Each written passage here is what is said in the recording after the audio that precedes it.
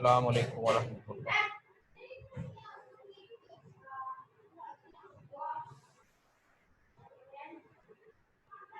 चलिए, last time आप लोगों ने क्लास से रेलिवेंट और सेटल बैटर के रेलिवेंट चीज़ें आप लोगों ने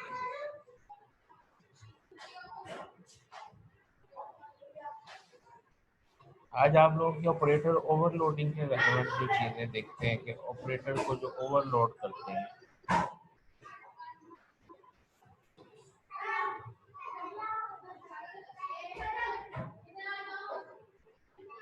ऑपरेटर ओवरलोडिंग में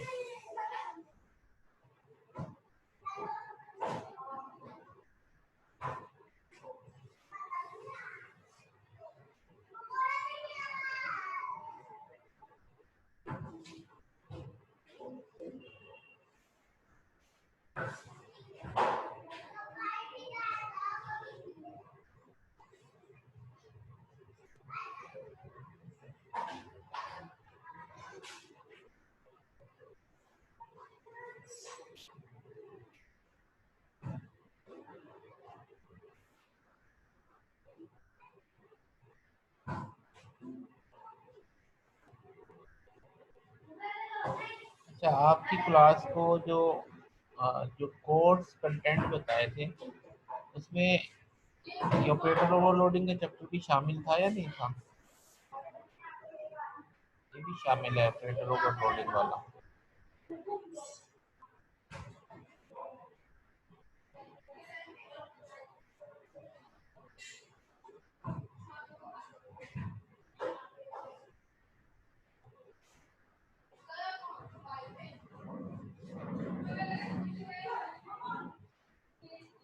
ऑपरेटर ओवरलोडिंग क्या होता है? आप आपकी जो ऑपरेटर्स हैं जैसे प्लस माइनस मल्टीप्लिकेशन और डिवीजन, ये दो इंटीजर को तो ऐड कर सकते हैं, दो फ्लोट को ऐड कर सकते हैं, लेकिन दो कॉम्प्लेक्स नंबर या जो ऑब्जेक्ट है कॉम्प्लेक्स नंबर की, जैसे आप लोगों ने क्लास बनाई थी जिसके अंदर रियल और इमेजिनरी होता है, इसी तरीके से डिस्टेंस की क्लास बनाई थी जिसके अंदर आपके पास फीट इंचज था, तो उनको ये ओवरलोड नहीं कर सकता। इसी तरीके से आप सी आउट ए करते हैं, इंटीजर टाइप का वेरिएबल, अगर सी आउट उसको दिखा देता है, अगर आप सी आउट को टेस्ट क्लास के ऑब्जेक्ट को करो तो सी आउट उसको नहीं दिखा सकते। इसके लिए फिर आपको क्या करना पड़ता है, सी आउट को ओवरलोड करना पड़ता है। ओवरलोडिंग में जो बेसिक डाटा टाइप्स हैं उनको तो ओवरलोड किया गया है, लेकिन स्पेसिफिक यूजर डिफाइंड जो डाटा टाइप्स हैं उनके लिए इन ऑपरेटर ओवरलोड नहीं है, इनको इस तरीके से बिहेव नहीं करता। ठीक है, अब ये जो ऑपरेटर हैं आपके यूनिटरी ऑपरेटर हैं, जैसे हमारे पास ये प्लस है माइनस है, हमारे पास यूनिटरी ऑपरेटर है, प्लस प्लस है माइनस माइनस है, एंड है, टिल्ड साइन है, ये न्यू है, डिलीट है, ये सारे क्या होते हैं यूनिटरी ऑपरेटर। यूनिटरी इनको एक ऑपरेंड की जरूरत होती है, इनको एक ऑपरेंड की जरूरत होती है। तो जिन ऑपरेटर्स को दो ऑपरेंड की जरूरत होता है उसको बाइनरी ऑपरेटर कहते हैं, बाइनरी ऑपरेटर। यूनिटरी ऑपरेटर को ओवरलोड करने के लिए बस क्या आपके पास काउंट काउंट की क्लास है जिसके अंदर एक इंटीजर एन है, जिसका कंस्ट्रक्टर है, ये आपके पास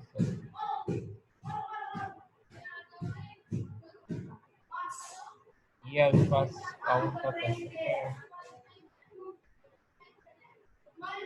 ये शो का फंक्शन है।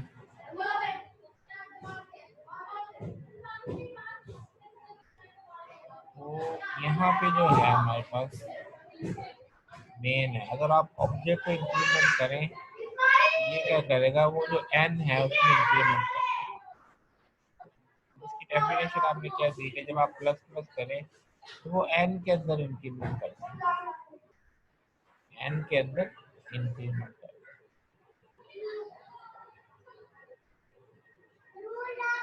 ये क्लास थोड़ी ज़्यादा सिंपल है, इसकी बजाय अगर आप वो कॉम्प्लेक्स नंबर की या डिस्टेंस की क्लास करेंगे तो वो ज़्यादा बेहतर होगा। या इसके अलावा यहाँ पे और भी इसमें आपके एग्जाम्पल के तौर पे दी होंगी।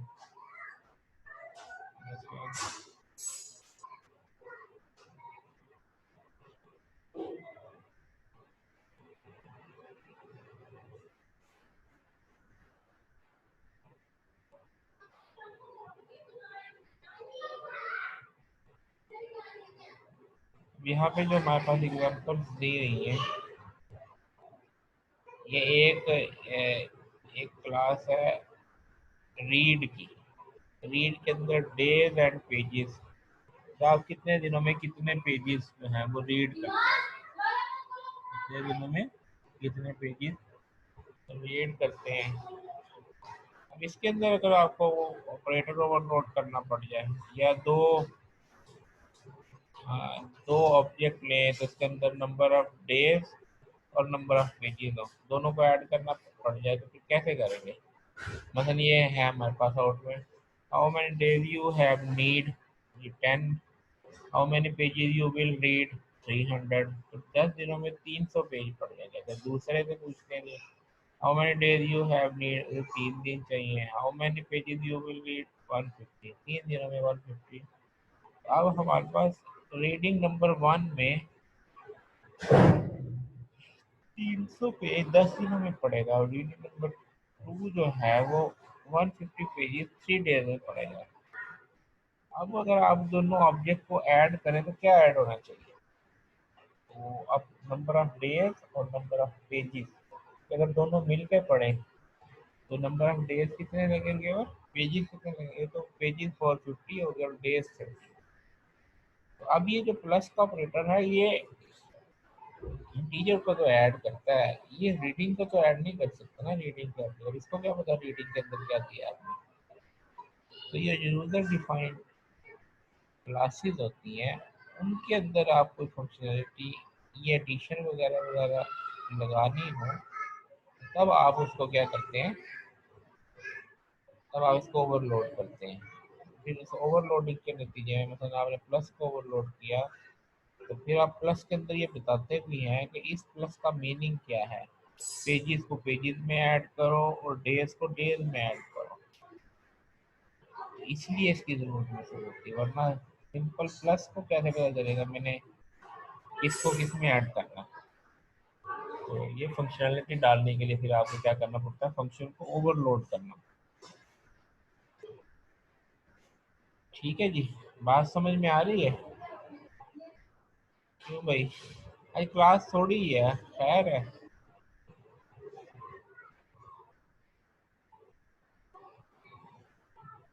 ईआर भी नहीं है मेरा काम। सर आज बारिश हो रही है और बारिश की वजह से लाइट बंद हो जाती है या फिर सिग्नल्स का काफी मसला हो जाता है, इसलिए शायद क्लास कम है। हाँ, आज सिग्नल का मसला तो मुझे भी आ रहा है। मैं वैसे भी आज फैसलाबाद नहीं हूँ, मैं आउट स्टेशन हूँ, वहाँ से मैं ले रहा हूँ आपकी क्लास। तो यहाँ पे लाइट का तो इशू नहीं है, अलबत्ता सिग्नल का थोड़ा सा है कि दरमियान में क्लास ब्रेक हो जाती है। सर जी हमारे भी सिग्नल्स काफी कम आ रहे हैं। ये मेरे ओवर आ रही थी, सिग्नल का इशू है, ये ओवर आ रही सिग्नल का इशू है। मे भी सर। तो अब यहाँ पे क्वेश्चन तो समझ में आ गया ना कि हमारे जो सिंपल ऑपरेटर्स हैं वो सिंपल डाटा टाइप्स के लिए तो है, उसके फंक्शनैलिटी उनके लिए है। लेकिन अब आप यूजर डिफाइंड डाटा टाइप बनाते हैं, अगर आपकी कोई क्लास बनाते हैं तो अब उसको नहीं पता है क्लास को उसने कैसे टैकल करना है, उसको ये भी नहीं पता क्लास में, उसके लिए फिर आपको उस ऑपरेटर को क्या करना पड़ता है, ओवरलोड करना पड़ता है।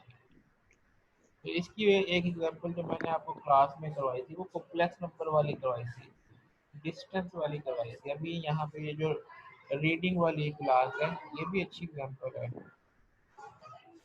इसके लिए।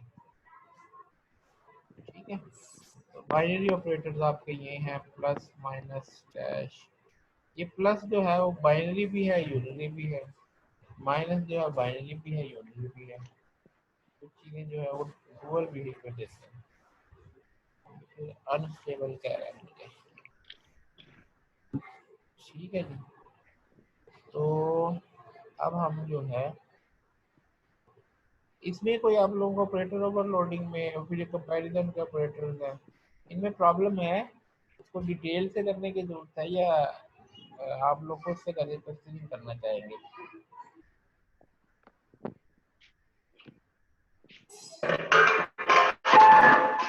जी, क्या कहते हैं आप लोग, इसको डिटेल से करने की जरूरत है या आप इसको खुद से रीडिंग करेंगे?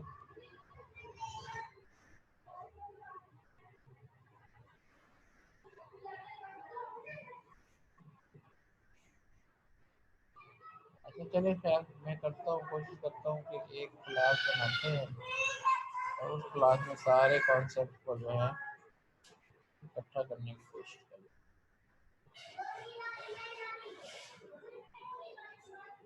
चले हम लोग एक क्लास बनाते हैं।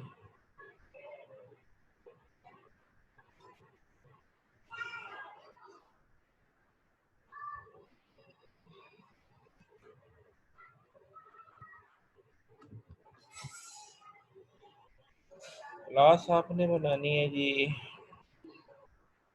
कौन सी क्लास बनाए, वो कॉम्प्लेक्स वाली बना लें या कोई और बनानी है आपके दिन में? अगर कोई और है तो बता दें, सजेस्ट करें आप लोग, कौन सी क्लास बनाए?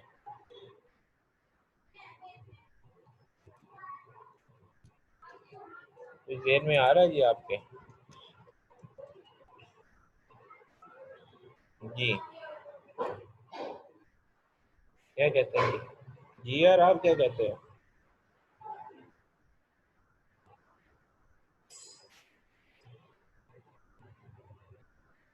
सर सॉरी, मैंने सुना नहीं। मैं ये सर कह रहा आपकी हूँ आवाज बहुत कट के आ रही है। मैं ये कह रहा हूँ कि हम कौन सी जो है एग्जांपल करें इसके लिए। एक आपके पास कॉम्प्लेक्स नंबर वाली थी, एक हमारे पास डिस्टेंस की क्लास थी, या अभी वो रीडिंग की सर क्लास थी? कॉम्प्लेक्स नंबर वाली कर लें, क्योंकि उसमें काफी मसला आया था समझने में। वो डिवाइस भी हो जाएगी। कॉम्प्लेक्स नंबर वाली पहले नंबर पे। आप लोगों को मैथमेटिक्स में तो कॉम्प्लेक्स नंबर का पता है कि नहीं? मैथ में पता था आपको उसका? यस। जी, पता था ना कि वो कॉम्प्लेक्स नंबर क्या होता है, इसमें रियल और इमेजिनरी होता है। जी। अच्छा, मैं कॉम्प्लेक्स नंबर के नाम से जो है वो क्लास बनाई मैंने। ठीक है, अब इसके अंदर दो चीज़ें हैं, इंटीजर रियल और इंटीजर इमेजिनरी, दो चीज़ें। अब इसमें इसको हम प्राइवेट कर देते हैं, वैसे भी प्राइवेट ना भी दें तो प्राइवेट ही होता है। और पब्लिक जो है इसके अंदर इनपुट का फंक्शन हो सकता है,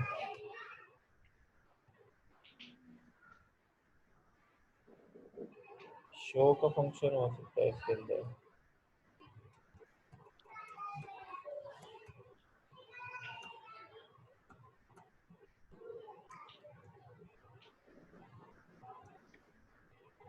ठीक है, अच्छा अब इसका कंस्ट्रक्टर हो सकते हैं।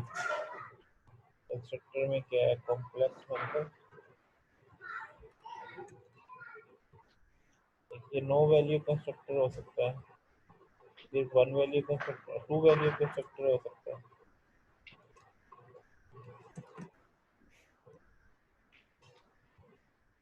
ये चीज़ें इसमें हो सकती हैं। फिर इसके गेटर सेटर भी हो सकते हैं। यही चीज़ें आप लोगों ने पढ़ी थी ना, गेटर।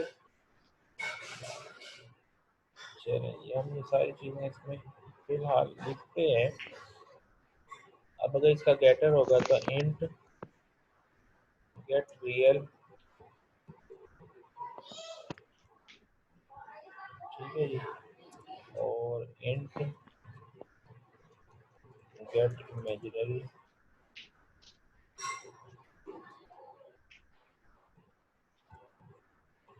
इसके सेटर कितने हो सकते हैं? दो सेटर होंगे, वाइड सेट रियल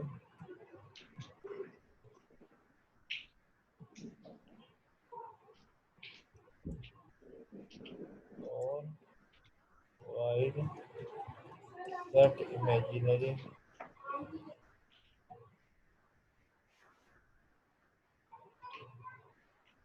ये सारी चीज़ें हैं।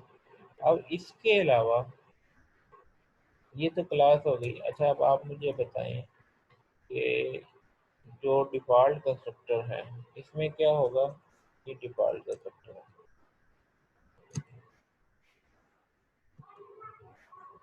ठीक है। इसमें आपके पास क्या होगा जी? आप ये करते हैं कि real is equal to imaginary is equal to zero हो जाए, कि अगर आप कोई वैल्यू नहीं देते तो रियल और इमेजिनरी में ज़ीरो आ जाता है, जैसे ज़ीरो प्लस ज़ीरो आयोटा, ठीक है जी। तो अगर आप कहते हैं नहीं जी वो मैंने तो 3 + 4 आयोटा देना था, तो फिर आप वैल्यू कंस्ट्रक्टर बनाएंगे। आप कहते हैं जी, आप इसमें कहते हैं जी इंट रियल इंट इमेजिनरी। तो यहाँ पे अगर मुझे real is equal to R और imaginary is equal to I, ये आपके पास जो है वैल्यूड कंस्ट्रक्टर हो गया। ये काम का हो गया। इसमें कोई चीज़ ऐसी तो नहीं जो समझ नहीं आ रही? क्यों भाई, कोई चीज़ मुश्किल तो नहीं है ना? वही है, पुराने कॉन्सेप्ट है। चलिए इसकी कोडिंग कौन बताएगा? गेट रियल में क्या करेंगे? ये गेटर फंक्शन है। सर सी इन करवा लेंगे। क्या करवा लेंगे? सी इन। नहीं ये गेट रियल ये वो नहीं है, ये तो गेटर है। सीन तो आप करवाएंगे इनपुट के अंदर।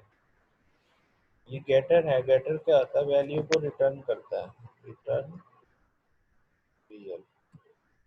अच्छा अब ये जो दूसरा गेटर है इसमें क्या आएगा बताएं जी? Return imaginary. जी रिटर्न में ये चीज़, ठीक है। इसी तरीके से सेटर फंक्शन है, इसमें क्या आएगा?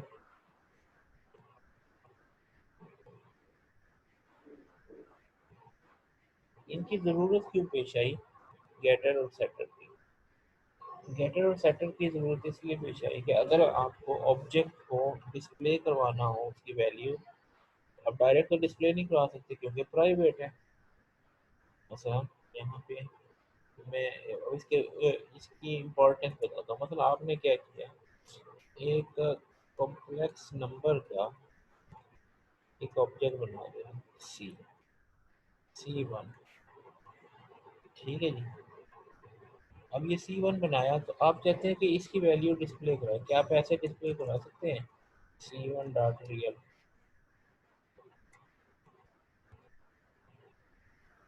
अच्छा एक एक एक जहन में क्वेश्चन ये आया कि आपने ये करवाना चाहते हैं, क्या आप करवा सकते हैं? ठीक है।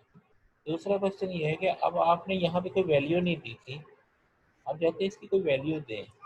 आप सी वन के रियल में Cn के रियल में फर्ज किया 5 देना चाहते हैं, यानी आप चाहते हैं कि यहाँ पे C1 जो है ना कुछ ऐसा हो जाए 5 प्लस 3 है, ये चीज़ आप करना चाहते हैं। अब शुरू में तो आपने दिया, तो आपने तो कुछ भी नहीं दिया, आपने स्टार्ट में, सॉरी यहाँ पे स्टार्ट में तो आपने दे दिया 0 plus 0 eta, and now want to change into, ये इसमें चेंज करना चाहते हैं। बात समझ में आ गई ना बात? तो अब आप इस तरह डायरेक्ट अगर करें ना, डायरेक्ट आप करें तो क्या क्वेश्चन ये है कि आप ऐसे कर सकते हैं। अब दो सूरतें हैं, अगर इस तरह अलाउ हो जाए आपको कि वैल्यू सेट कर लें और वैल्यू रीड कर लें, तो फिर आपको क्या करना पड़ेगा, इसको इसको पब्लिक करना पड़ेगा। अब अगर आप पब्लिक करते हैं तो फिर डाटा के ऊपर सिक्योरिटी थ्रेट आता है। आपने तो ये कहा था कि क्लास के अंदर हम डाटा को प्राइवेट बनाते हैं ताकि उसके अंदर ना तो एक इनवैलिड डाटा एंटर हो सके और ना जो है कोई कोई भी बंदा आउट ऑफ द क्लास को एक्सेस ना कर सके। ठीक है, तो उसको इंश्योर करने के लिए आप क्या करते हैं, डाटा को क्या बना देते हैं, प्राइवेट, और फिर कहते हैं कि हम फंक्शन देंगे जिनके जरिए आप ये सारा काम कर सकते हैं। अब आपने ये काम करना है तो इस काम के लिए आपको क्या चाहिए, सेटल फंक्शन चाहिए। के लिए आपको क्या चाहिए, सेटल फंक्शन जो वैल्यू को सेट करता है, और इस काम के लिए आपको गेटर फंक्शन चाहिए जो वैल्यू को गेट करता है। तो अब इस काम के लिए जो सेटल फंक्शन है वो क्या है, इसको तो मैं ये नहीं, इसको कमेंट करता हूँ कि इसमें तो एरर देगा, मैं चला के भी दिखा देता हूँ कि देखिए ये एरर देगा। इसको मैं VSBN, आपका तो इवनिंग था, चले भाई अलग बना लेक्चर के अंदर ये सब VSBN, इसमें आपका जो है टेस्ट 1 इसका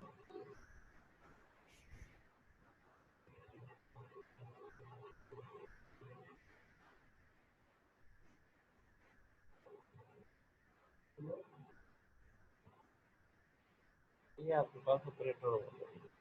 अच्छा, अब इसको हम करते हैं तो वो देखिए एरर दे रहा है, वो कह रहा है जी in complex number real is private, ये तो प्राइवेट है, इसको आप नहीं कर सकते। ठीक है, तो फिर हम इसको क्या करते हैं, इसके लिए फिर हमें क्या करना पड़ेगा, हमें वो गेटर चाहिए और सेटर चाहिए। तो सेटर यहाँ पे कौन सा है, इसको मैं कमेंट करता हूँ। सेटर आपके पास हो जाएगा C1 डॉट सेट रियल। अगर रियल सेट करनी है वैल्यू तो मसलन 5 करनी थी, तो अब ये 5 कर। अब इस तरीके से आप ये वाली वैल्यू आपने सेट कर दी, ये 3 सेट करना है, तो इसके लिए क्या करेंगे, C1 डॉट, यहाँ पे फिर हमें C1 डॉट, यानी ऑब्जेक्ट के क्रिएट करने के बाद आपको कोई वैल्यू चेंज करनी पड़ जाए तो आप उसको कैसे करेंगे, with the help of setter function. और जैसे अब आप ये डिस्प्ले करवाना चाह रहे हैं तो ये तो इसको डिस्प्ले नहीं करने देगा क्योंकि यहाँ पे वो एरर देता है। ये एरर दोबारा चलाते हैं इस पे कि क्या ये डिस्प्ले करने की इजाज़त देगा, तो ये कहता है जी नो रियल इज़ प्राइवेट, आप रियल को एक्सेस नहीं कर सकते। तो फिर इसके लिए आपको क्या करना पड़ेगा, फिर आपके पास गेटर फंक्शन होना चाहिए। क्या होना चाहिए, गेटर। तो गेटर क्या करता है, यहाँ पे मैं कर देता हूँ जी सी आउट, C1 था ना, C1 dot gate, get real, real देखना है तो गेट रियल करेंगे। अब आप इसको रन करते हैं तो ये आपके पास रियल शो कर देगा, देखा है। अब ये रियल में क्या है, 0, हमने सेट नहीं किया, देखते हैं क्या सेट किया कि नहीं। आपने उसकी डेफिनेशन दी ही नहीं, तो देखो सेट रियल की तो आपने डेफिनेशन ही नहीं दी, सेट इमेजिनरी की भी डेफिनेशन नहीं दी, सिर्फ गेट वाली दी है। तो सेट के अंदर फिर क्या करेंगे कि जो वैल्यू आप देते हैं वो वहाँ पे जाके सेट हो जाए। सेट हो जाएगा क्या मतलब है, यहाँ पे आप रियल के अंदर वो आर आ जाए। इसी तरीके से यहाँ पे सेट इमेजिनरी में आई की वैल्यू कहाँ पे आ जाए, इमेजिनरी के अंदर आ जाए। इमेजिनरी इज इक्वल टू आई। ठीक है, अब इसको रन करते हैं। तो इससे क्या होगा कि आपकी वैल्यू सेट भी होगी, ये देखें, ये आपके पास रियल की वैल्यू क्या होगी, 5 होगी। अगर इमेजिनरी देखेंगे आप तो वो भी दिखा देगा। अब मसला आप यहाँ पे गेट रियल किया इसी तरीके से, अब cout C1 dot get imaginary,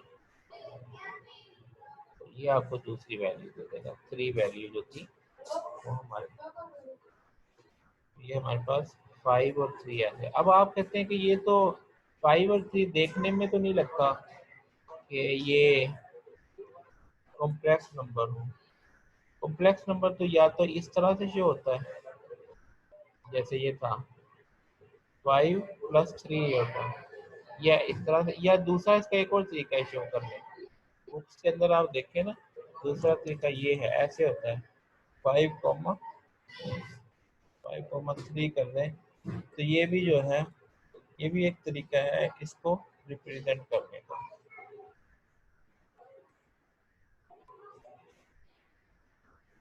sorry,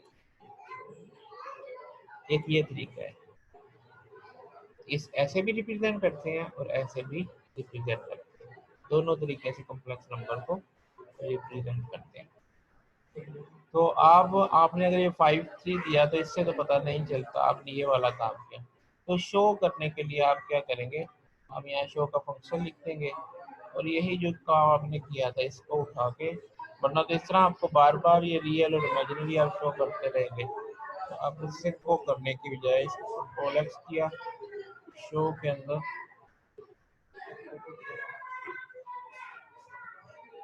तो इधर आप क्या करेंगे कंट्रोल वी, तो आप इधर,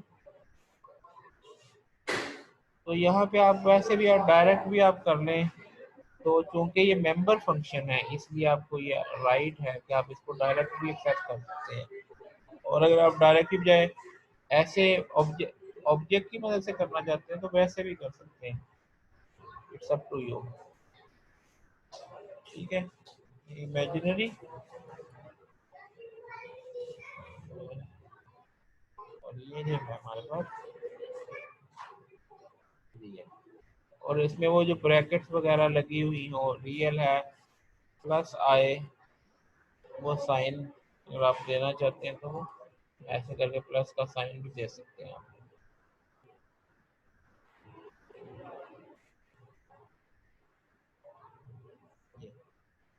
तो ये दरम्यान में स्पेस वगैरह डालने, तो अब वो क्या है, वो रियल और इमेजिनरी की फॉर्म में आ जाएगा। यानी अगर आप यहाँ पे, अब आप यहाँ पे चेक कर सकते हैं इसको कैसे, C1 डॉट शो करेंगे, C1 डॉट शो, तो आपको डिस्प्ले करवा देगा। और यहाँ पे चेंज करने के बाद आप C1 डॉट शो करते हो। अब आप ये चेक कर लें, यहाँ पे एक और चीज़ हमें देनी चाहिए ताकि वो नई लाइन पे डिस्प्ले करवाए, यहाँ पे एंड लाइन दे देते हैं।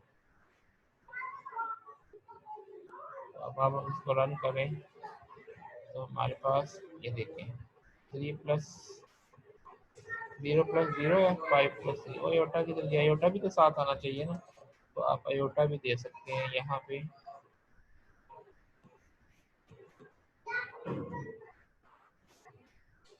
ठीक है, तो अब जो है तो अयोटा इमेजिनरी कुछ हो 0 + 0 अयोटा, 5 + 3 अयोटा। तो आप अगर स्पेस नहीं देना चाहते, इट्स अप टू यू, नहीं देना चाहते तो आप इस तरह कर दें, वो स्पेस नहीं देगा। ठीक है जी, इस तरीके से जो है आप कॉम्प्लेक्स नंबर को शो करते हैं। अब यहाँ पे दो, अब ये तो एक है ना कॉम्प्लेक्स नंबर, आप एक और बना लेते हैं C2। C2 और उसके अंदर आप वैल्यू भी दे देते हैं। टाइम ओवर हो गया, तो आप क्या करते हैं C2 बनाते हैं और उसके अंदर फर्ज किया 7 और 8 दे देते हैं। अब हमारे पास क्वेश्चन ये है कि जैसे आप ये दो वेरिएबल बन गए ना, एक ये C1 बन गया, इसमें 4 और 3 था, C2 बन गया 7 और 8 है। अब क्वेश्चन ये है कि इनको आपने अटेंडेंस ले ली है, तो आप इस तरीके से जो है, आप इस तरीके से इन दोनों को ऐड करना चाहते हैं। हम ये चाह रहे हैं कि एक C3 हो, एक C3 हो कॉम्प्लेक्स नंबर। आप ये काम करना चाह रहे हैं कि C3 is equal to C1 plus C2, और फिर आप C3 को शो करना चाह रहे हैं, ये काम करना चाह रहे हैं। अगर आप ये काम करते हैं तो यहाँ पे वो क्या कर रहे हैं, जो कॉम्प्लेक्स का जो प्लस का ऑपरेटर है ना, ये हमें नहीं पता, हमें ये नहीं पता कि दो कॉम्प्लेक्स नंबर को कैसे ऐड करना, दो कॉम्प्लेक्स नंबर को कैसे ऐड करना ये हमें नहीं पता। तो इसके लिए फिर हमें क्या करना पड़ेगा, इस प्लस के ऑपरेटर को ओवरलोड करना पड़ेगा। और ओवरलोड करने के लिए फिर आपके पास क्या है, बस क्या है, अगर आपको इन दो नंबरों को ऐड करना होता तो आप क्या करते हैं, फंक्शन बनाते हैं कॉम्प्लेक्स, फंक्शन का नाम ऐड रखते, आप कहते हैं कॉम्प्लेक्स ए कॉम्प्लेक्स बी, ऐसे कहते हैं। या आप अगर इंटीजर में करते हैं तो क्या करते हैं, और आप इस तरह करते हैं जी, यहाँ पे return,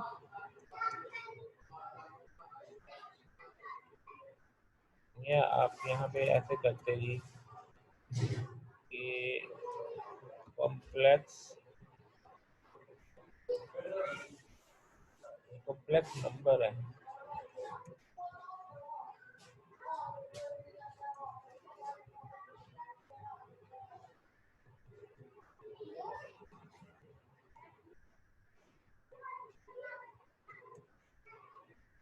C is equal to A plus B तो नहीं कर सकते हम डायरेक्ट, तो हमें क्या करना पड़ेगा, ये C बनाया, C dot real is equal to A dot real plus, इसको बल्कि जो है B डॉट रियल, और जिसका C dot imaginary is equal to A dot imaginary,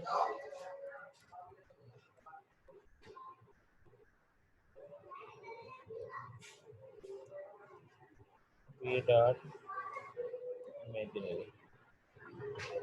आपको इस तरीके से करना पड़ता है, कॉम्प्लेक्स नंबर, एक कॉम्प्लेक्स नंबर सही नहीं था, इसको ऐसे इस तरह का बिहेवियर कर रहा था, और फिर रिटर्न सी करते हैं। तो आप इस तरह नहीं कर सकते थे इसको C1 को, बल्कि इसको ऐसे करते C1 डॉट एड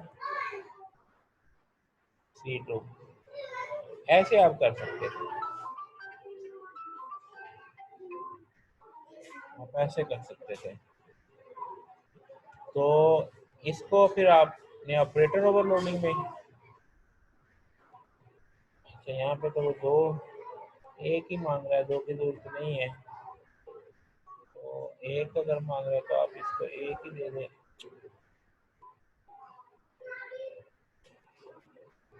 यहाँ पे एक ही दे दें।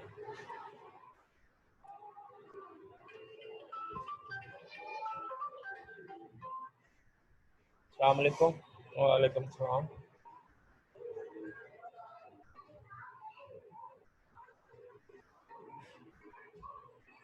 जी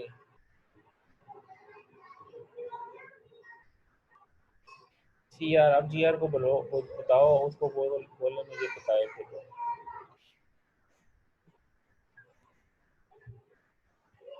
बेटा जो भी है आप उसको बताओ ना, मैं क्लास ले रहा हूँ अभी, ये थोड़ी देर ठहर के बाल काटूं। अच्छा, अब यहाँ पे ये जो है दिस ऑपरेटर हम यूज़ कर रहे थे अभी। प्रीवियस क्लास में मैंने बताया था ये किस लिए यूज़ होता है, कि खुद ब खुद एक ऑब्जेक्ट पास हो जाता है, जिसको क्या कहते हैं, दिस ऑपरेटर। अब आप ऐसे जो ऐड कर लेते हैं, ये दो नंबर ऐड हो गए, 11 + 11 आई आ जाए। तो आप चाहते हैं कि ये इसको ऐसे ना चलाए जैसे यहाँ पे, जैसे ये किया ना, इसको बल्कि वैसे ही चलाए जैसे हम चाह रहे हैं, यहाँ पे प्लस यूज़ करें। इसके लिए ओवरलोड करना पड़ेगा, तो उसके लिए आपको कुछ खास चेंज नहीं करनी पड़ेगी, इस ऐड की जगह ऑपरेटर प्लस कर देंगे, बस इतना काम करने से ये वर्किंग में आ जाएगा। ये दो नंबर को ऐड करके 11 + 11 दिखा रहा है। अब वैल्यू चेंज कर दे, थोड़ा 11 थोड़ा चेंज हो जाए, यहाँ पे 2 कर दिया मैंने, रन किया तो हमारे पास ये दिखा रहा है, ठीक है ना।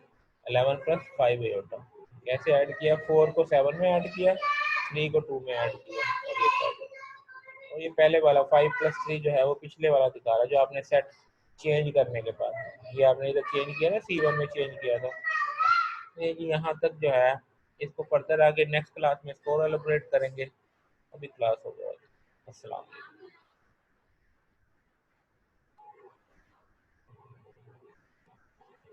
बल्कि आपकी अटेंडेंस लेनी है यहाँ पे, अटेंडेंस क्या कुछ लोग ज़्यादा आए हुए हैं।